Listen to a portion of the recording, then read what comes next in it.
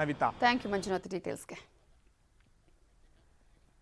ವಿಧಾನಸಭೆ ಚುನಾವಣೆ ಬಿಜೆಪಿಯಲ್ಲಿ ಟಿಕೆಟ್ ಟೆನ್ಷನ್, 5 ತಂಡ, ಹಲವು ಮಾನದಂಡ.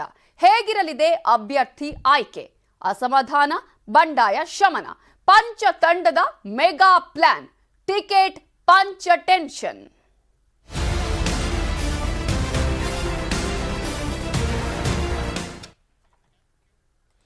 ವಿಧಾನಸಭೆ ಚುನಾವಣೆಗೆ ಎಲ್ಲಾ ಪಕ್ಷಗಳು ಭರ್ಜರಿ ತಯಾರಿಯನ್ನ ಮಾಡಿಕೊಳ್ತಾ ಇದೆ. ಜೆಡಿಎಸ್, ಕಾಂಗ್ರೆಸ್ನಿಂದ ಟಿಕೆಟ್ ಫೈನಲ್ನ ಸರ್ಕಸ್ ನಡೀತಾ ಇದೆ. ಬಿಜೆಪಿಯಲ್ಲೂ ಅದೇ ಸಿಚುವೇಶನ್. ಟಿಕೆಟ್ ಫೈನಲ್ಗೆ 5 ಪ್ರತ್ಯೇಕ ತಂಡವನ್ನ ಈಗ ರಚನೆ ಮಾಡಲಾಗಿದೆ. ಅಭ್ಯರ್ಥಿಗಳ ಆಯ್ಕೆಗೆ ಕಸರತ್ತು ಮಾಡಲಾಗ್ತಾ ಇದೆ 3 ಪಕ್ಷಗಳಲ್ಲೂ. ಬಿಜೆಪಿಯಲ್ಲೂ ಟಿಕೆಟ್ ಫೈನಲ್ಗೆ ಈಗ 5 ಪ್ರತ್ಯೇಕ ತಂಡಗಳ ರಚನೆ. ಜನಸಂಕಲ್ಪ ಯಾತ್ರೆ ಬಳಿಕ ಈ ತಂಡದಿಂದ ಕ್ಷೇತ್ರ ಸಂಚಾರ ನಡೆಯಲಿದೆ. ಅಭ್ಯರ್ಥಿಗಳನ್ನ ಆಯ್ಕೆ ಮಾಡಿ ವರಿಷ್ಠರಿಗೆ ಕಳುಹಿಸಲಾಗುತ್ತೆ.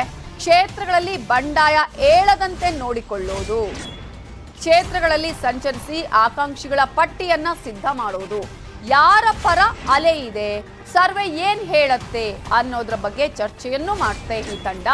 ಹೆಚ್ಚು ಆಕಾಂಕ್ಷಿಗಳಿದ್ರೆ ಒಂದು ಕ್ಷೇತ್ರದಲ್ಲಿ ಆ ಆಕಾಂಕ್ಷಿಗಳಲ್ಲಿ ಯಾರು ಉತ್ತಮರು ಅನ್ನುವ ಆಯ್ಕೆಯನ್ನು ಈ ತಂಡ ಮಾಡುತ್ತೆ. ಕ್ಷೇತ್ರಗಳಲ್ಲಿ ಬಂಡಾಯ ಏಳದ ಹಾಗೆ ನೋಡಿಕೊಳ್ಳೋದು ಕೂಡ ಈ ತಂಡದ ಕೆಲಸ.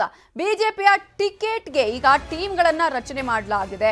5 ತಂಡಗಳನ್ನ ಈಗಾಗಲೇ ರಚನೆ ಮಾಡಲಾಗಿದ್ದು, ಆ 5 ತಂಡಗಳು ಯಾವುದು ಅನ್ನೋದನ್ನು ನಾವು ನಿಮಗೆ ತೋರಿಸ್ತಾ ಇದ್ದೀವಿ. ಮೊದಲ ತಂಡ ಸಿಟಿ ರವಿ, ಬಿಜೆಪಿ ರಾಷ್ಟ್ರೀಯ ಪ್ರಧಾನ ಕಾರ್ಯದರ್ಶಿ, ಡಿಕೆ ಅರುಣಾ, ರಾಜ್ಯ ಬಿಜೆಪಿ ಸಹ ಉಸ್ತುವಾರಿ. ಈಗ 5 ತಂಡಗಳನ್ನ ನೇಮಕ ಮಾಡಲಾಗಿದೆ. ಇದರ ಬಗ್ಗೆ ಇನ್ನಷ್ಟು ಡೀಟೇಲ್ಸ್ ಕೊಡೋದಕ್ಕೆ ನಮ್ಮ ರಿಪೋರ್ಟರ್ ಕೃಷ್ಣ ನೇರ ಸಂಪರ್ಕದಲ್ಲಿ ಜಾಯ್ನ್ ಆಗಿದ್ದಾರೆ. ಕೃಷ್ಣ, 3 ಪಕ್ಷಗಳಿಗೂ ಅಭ್ಯರ್ಥಿಗಳ ಆಯ್ಕೆಯ ಕಗ್ಗಂಟೆ ಇರೋದು. ಬಿಜೆಪಿಗ ಯಾವ ಮಾನದಂಡಗಳನ್ನ ಇಟ್ಟುಕೊಂಡು ಅಭ್ಯರ್ಥಿಗಳನ್ನ ಆಯ್ಕೆ ಮಾಡೋದಕ್ಕೆ ಹೊರಟಿದೆ? ಈ ತಂಡಗಳ ಜವಾಬ್ದಾರಿ ಏನು?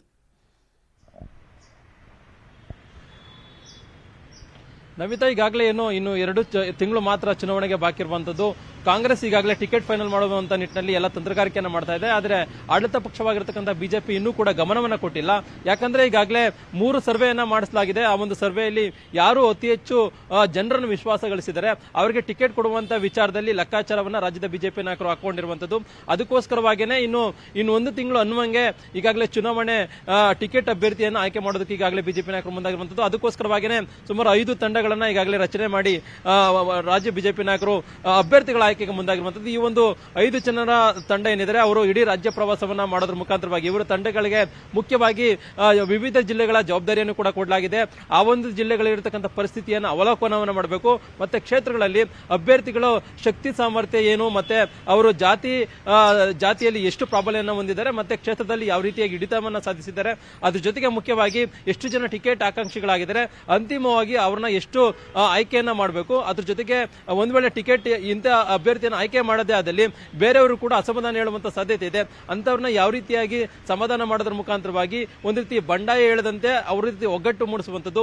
ಆ ಮುಖಾಂತರವಾಗಿ ಚುನಾವಣೆ ಪ್ರಚಾರದ ಸಂದರ್ಭದಲ್ಲಿ ಯಾವುದೇ ರೀತಿಯಾದಂತಹ ಗೊಂದಲ ನಿರ್ಮಾಣವಾಗದ ರೀತಿಯಲ್ಲಿ ಒಂದು ರೀತಿ ಒಂದಷ್ಟು ಅವಲೋಕನ ಮಾಡುವಂತ ನಿಟ್ಟಿನಲ್ಲಿ ಈ ಒಂದು ತಂಡಕ್ಕೆ ಜವಾಬ್ದಾರಿಯನ್ನು ಕೊಡಲಾಗಿರುವಂತದ್ದು.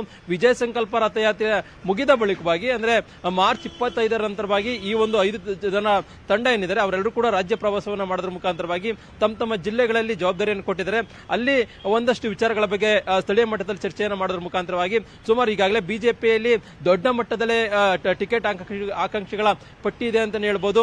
ಕಾಂಗ್ರೆಸ್ ಬೇರೆ ಇರಬಹುದು, ಆದ್ರೆ ರಾಜ್ಯ ಬಿಜೆಪಿಯಲ್ಲಿ ಮಾತ್ರ ಟಿಕೆಟ್ ಆಕಾಂಕ್ಷಿಗಳ ಪಟ್ಟಿ ದೊಡ್ಡದಿದೆ. ಅಂತಿಮವಾಗಿ ಸುಮಾರು 10-12 ಜನ ಟಿಕೆಟ್ ಆಕಾಂಕ್ಷಿಗಳಿದ್ರೆ ಅವ್ರನ್ನ 3 ಜನರಿಗೆ ಇಳಿಸುವಂತದ್ದು. ಆ ಮುಖಾಂತರವಾಗಿ ರಾಜ್ಯ ಕೋರ್ ಕಮಿಟಿ ಸಭೆಗೆ ಆ ಒಂದು 3 ಜನ ಅಭ್ಯರ್ಥಿಗಳ ಹೆಸರನ್ನ ಶಿಫಾರಸು ಮಾಡುವಂತದ್ದು. ಅಲ್ಲಿ ರಾಜ್ಯ ಮಟ್ಟದಲ್ಲಿ ಕೋರ್ ಕಮಿಟಿ ಸಭೆಯಲ್ಲಿ ಚರ್ಚೆ ಮಾಡೋದ್ರ ಮುಖಾಂತರವಾಗಿ ಅಂತಿಮವಾಗಿ ಕೇಂದ್ರ ಶಿಸ್ತು ಸಮಿತಿಗೆ, ಕೇಂದ್ರ ಚುನಾವಣೆಯ ಸಮಿತಿಗೆ ಕಳಿಸಿಕೊಡುವಂತದ್ದು. ಆ ಮುಖಾಂತರವಾಗಿ ಚುನಾವಣೆ ದಿನಾಂಕ ಘೋಷಣೆಯಾದ ಬಳಿಕವಾಗಿ ಟಿಕೆಟ್ ಅಭ್ಯರ್ಥಿಗಳ ಪಟ್ಟಿಯನ್ನು ಪ್ರಕಟ ಮಾಡೋದಕ್ಕೆ ಬಿಜೆಪಿ ಸಿದ್ಧತೆಯನ್ನು ಮಾಡಿಕೊಂಡಿರುವಂತದ್ದು. ಅದಕ್ಕೋಸ್ಕರವಾಗಿ ಈ ಒಂದು 5 ತಂಡಗಳನ್ನ ರಚನೆಯನ್ನ ಮಾಡೋದ್ರ ಮುಖಾಂತರವಾಗಿ ಟಿಕೆಟ್ ಅಭ್ಯರ್ಥಿಗಳ ಆಯ್ಕೆಗೆ ರಾಜ್ಯ ಬಿಜೆಪಿ ನಾಯಕರು ಮುಂದಾಗಿರುವಂತದ್ದು. ಈಗಾಗಲೇ ಮಾಜಿ ಮುಖ್ಯಮಂತ್ರಿ ಬಿ ಎಸ್ ಯಡಿಯೂರಪ್ಪನವರು ಕೂಡ ಹೇಳಿದ್ದಾರೆ, 4-6 ಜನರಿಗೆ ಟಿಕೆಟ್ ಸಿಗಲ್ಲ ಅನ್ನೋದು.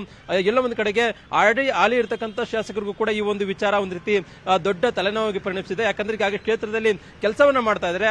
ಯಡಿಯೂರಪ್ಪನವರ ಹೇಳಿಕೆಯಿಂದಾಗಿ ಎಲ್ಲಿ ಟಿಕೆಟ್ ಸಿಗಲ್ಲ ಅನ್ನೋ ಒಂದು ವಿಚಾರದಲ್ಲಿ ತಲೆ ಕೆಡಿಸಿಕೊಂಡು ರಾಜ್ಯ ನಾಯಕರ ಬಳಿ ಈಗಾಗಲೇ ಡಿಮ್ಯಾಂಡ್ ಅನ್ನು ಇಟ್ಟಿದ್ದಾರೆ, ನಮಗೆ ಟಿಕೆಟ್ ಅನ್ನು ಕೊಡಬೇಕು ಅನ್ನುವಂಥದ್ದು. Navita, okay, thank you Krishna ಡೀಟೇಲ್ಸ್ಗೆ.